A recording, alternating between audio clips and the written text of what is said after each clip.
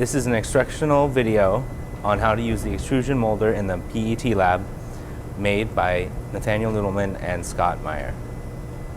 If you have completed ETech 333, you will have sufficient training to use the extruder. As long as you've completed this training, you are free to use the extruder at any time the PET lab is open. This instructional video is intended to be a reminder of how to use the extruder, given that you've already taken ETech 333. Extrusion is defined as the process of shaping material, in our case plastic, by forcing it to flow through a shaped opening in a die. Extruded material emerges as an elongated piece with the same profile as the die opening. The extruder is located in ET-113, adjacent to the thermoforming lab.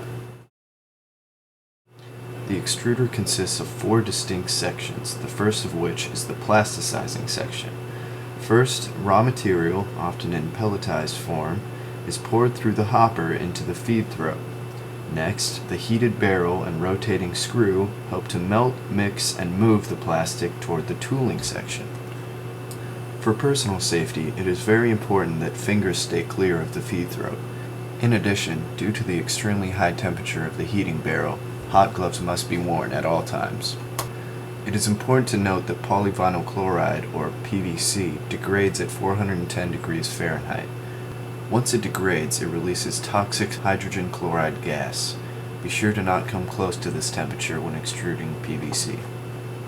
In terms of the health of the machine, it is critical that the barrel be brought up to the appropriate temperature before extruding. This is to ensure that the viscosity of the soon-to-be melted plastic is low enough to avoid damaging the screw. The temperature required depends on the material used. The next section of the extruder is the tooling section, which consists of the die and the tips. The job of this section is to define the shape of the plastic being extruded. The selection of dies available is located adjacent to the extruder and on the south wall of the PET lab. This is also the location of the Allen wrench set that will be required to remove and reattach a new die. Once again, be cautious as the die and the extrudate will be very hot. The next section of the extruder is the cooling basin, where the viscosity of the extrudate will be reduced and the plastic will harden. Be wary of water spills on the ground, as these may be slipping hazards. The final section of the extruder is the puller, which pulls the extrudate at a constant rate to ensure that its dimensions are controlled. Be careful to not pinch your fingers in the puller.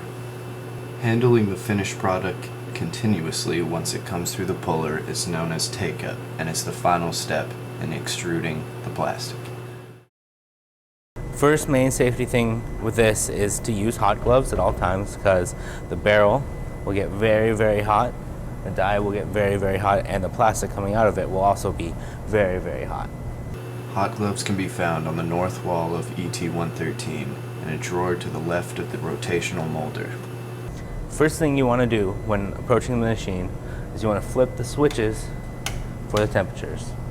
This will turn the machine on and start the heating process up. It will also start this fan here, which will take all the noxious fumes from the plastic away from the area. Each of these zones takes a while to heat up, so you want to make sure to start it early to cut down on as much time of the process as possible. Today we'll be using polypropylene regrind. We'll be keeping our temperatures about 400 degrees today to create the optimum viscosity for the plastics. What we're going to do is we're going to take these dials, move them up to around 400 degrees, and that will allow each of the zones to heat up to the desired temperatures. Next thing we want to do is we're going to turn on the water that will fill up the basin over here that will allow the part to cool as it moves through the system. First thing we're going to do is we're going to flip this switch, and then we use this switch down here to control the flow of the water. Once we get the ideal flow that we want, we can see that it will come out of here, fill up this basin to allow for proper cooling of the part as it moves through the system. So if necessary, to move the water around in the basin, make sure it covers the whole area. Next step, we'll adjust these 3 rollers so that as the part exits the machine, it will go over the first one, under the second one, over the third one, and then through this machine. We need to adjust the rollers, unscrew these pins from both sides. You can then lift the whole roller system out, decide which hole you want it to be in for the relative position, and then place the system back on and screw the pins back in. This machine will create a steady flow. Once the part reaches in here, it will continue to pull it through, allowing for a uniform cross section as you make your part. To control the speed, you use this dial to choose which speed you want. Then you must turn on this switch to turn on the machine, and then this switch to run the machine. And then it will begin to run.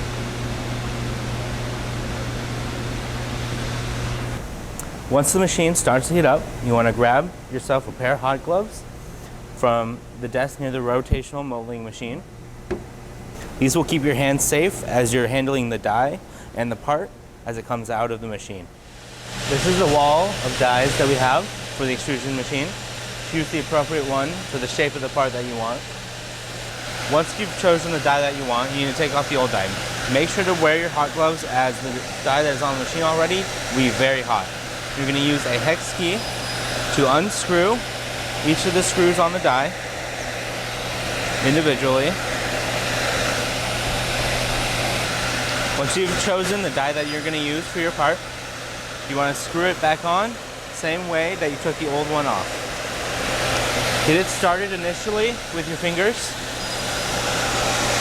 then use the hex key to finish screwing it in to expose your fingers to as little heat as possible.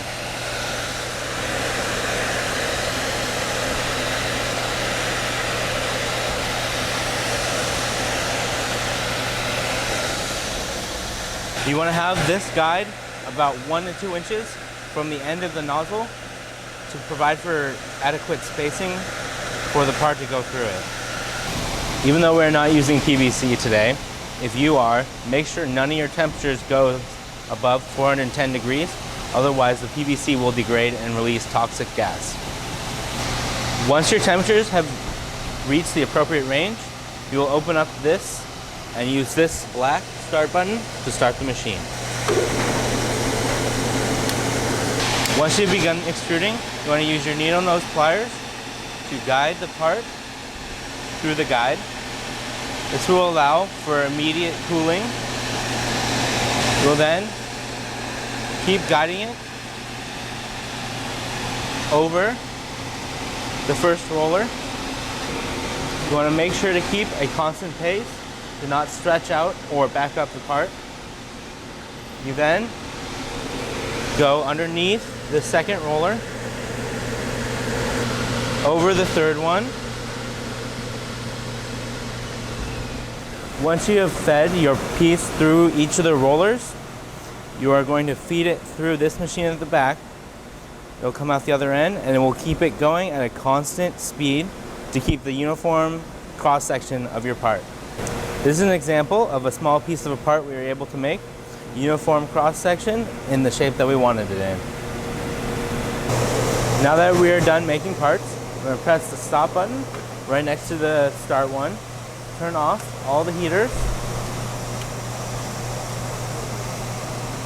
Once you've turned the heaters off, you're going to turn off the water flow to the guide, turn off the water. You want to clean out any little plastic pieces that are left in the basin. Get it completely clear. And the basin will drain itself. Throw away all the scrap you don't need. Make sure to put away all the tools you use in the correct positions. Return the dies left out back to the board. And return your hot gloves to the drawer that you got them from.